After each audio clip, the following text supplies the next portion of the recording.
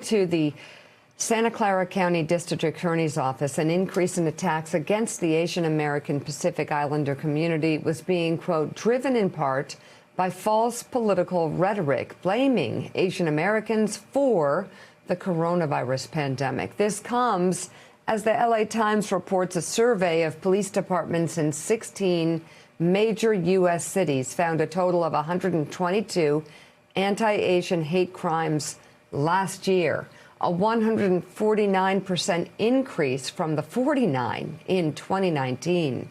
For more on this, we have former senior advisor for the House Oversight Committee, Kurt Bardella. He's a columnist for the LA Times and USA Today, and his latest for that paper is entitled, "For Trump and Republicans, It's Open Season on Asian Americans Like Me."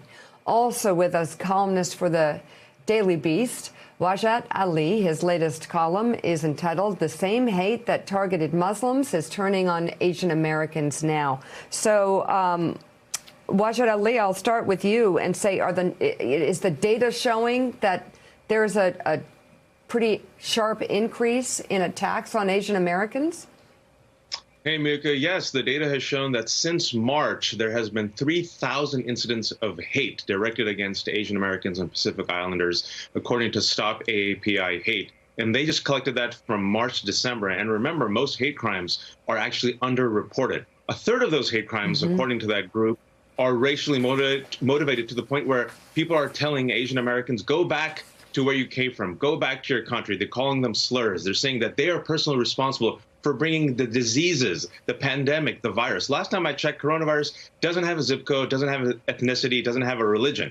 And specifically, if you track it, what was happening last March? The president at that time, President Trump, decided to label it the Chinese flu, Kung flu, and create an environment of hate where it was okay and acceptable to blame our fellow Asian Americans for a deadly pandemic that has killed over 500,000 people. So why are people surprised that some of the unhinged members of our society who got a license to hate are lashing out against innocent Asian Americans, including an 84-year-old Thai grandfather in the Bay Area who was recently killed?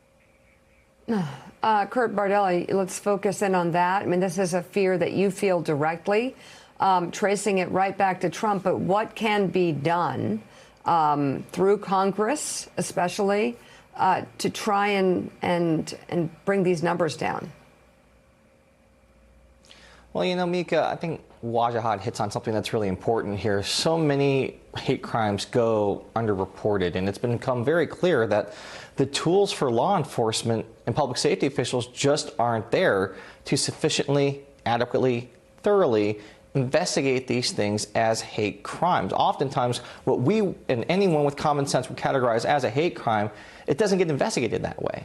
And so there needs to be a concerted and broad effort by our law enforcement community and by our elected officials to better classify and categorize these types of crimes as hate crimes and to give law enforcement tools they need to actually follow through and hold people accountable for them.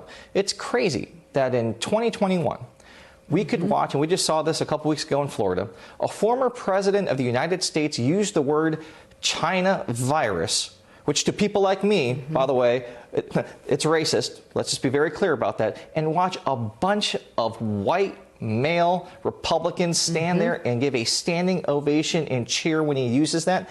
To people who look like me, you're putting a target on our back. There's a reason why this widespread violence is happening, and it's being incited by the Republican Party. Thank you. Thank you. Thank you. Thank you very much. Thank all of you out there. Thank you as always. Thanks to at home. Thanks for watching. Thank you so much for letting us into your homes during these extraordinary times.